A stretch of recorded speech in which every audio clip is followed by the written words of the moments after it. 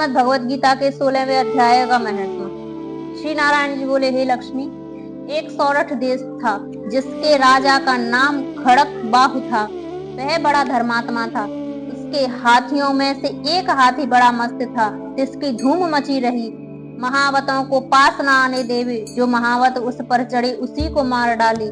हाथी के पांव में जंजीर बंधी रहे। जिसके भेद से राजा ने और देशों से महावत बुलाकर कहा, कोई ऐसा होए जो इस हाथी को पकड़े, मैं उसको बहुत धन दूंगा। हे लक्ष्मी, उस हाथी को किसी ने नहीं पकड़ा। एक दिन हाथी नगर में चला गया।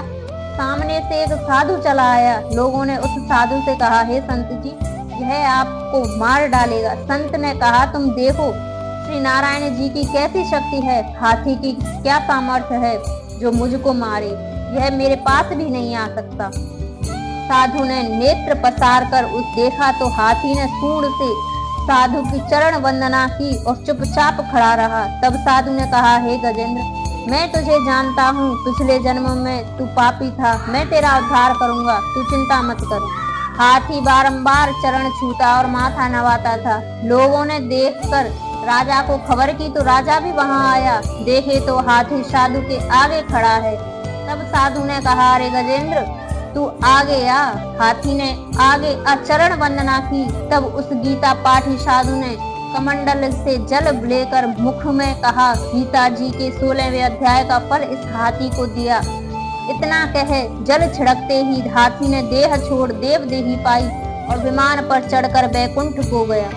राजा ने संत को दंडवत प्रणाम की और कहा, हे संत जी, आपने कौन मंत्र कहा जिससे अधम दुखदायक को सदगति प्राप्त हुई। संत ने कहा, मैंने इसे गीता के 16वें अध्याय का फल दिया है, जिसका मैं नित्य पाठ करता हूँ। राजा ने पूछा, यह हाथी पिछले जन्म में कौन था। संत ने कहा, हे राजन, यह पूर्व जन्म में एक अतीत बालक था। गुरु ने विद्या पढ़ाई, बड़ा पंडित हुआ। जब वह अतीत तीर्थ यात्रा को गया तो पीछे से उसकी शोभा बहुत बड़ी। अच्छे अच्छे सत्संगी उसके दर्शन को आते। 12 वर्ष पीछे गुरुजी के आए। वह अति नम्र थे। यह बड़ी समाज में बैठा था। मन ने सोचा, अब इनके आदर को जाता हूँ तो मेरी शोभा घटेगी। यह सोचकर नेत्र बंद कर चुप हो रहा। गुरुजी ने देखा, मुझे देखकर इसने नेत्र बंद किए हैं। ऐसा देख गुरु ने शाप दिया और कहा, रे मंदगति, तू अंधा हुआ है जो मुझे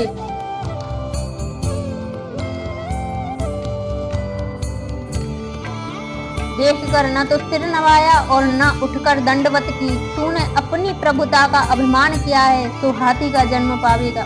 यह सुनकर वह बोला, हे गुरुजी, आपका वचन सत्य होगा, पर यह तो कहो कि मेरा उद्धार कब होगा। गुरुजी दर्यार्द होकर बोले, जब कोई गीता के 16वें अध्याय का पाठ का फल संकल्प तुझे देगा तब तेरा उद्धार होगा। यह सुनकर राजा ने भी पाठ सीखा और अपने पुत्र को राज्य देकर आप वन में जाकर तप करने लगा। 16वें अध्याय का पाठ नित्य किया करे। समय पाकर राजा मुक्ति को प्राप्त हुआ। 16वें अध्याय का महत्व समाप्त।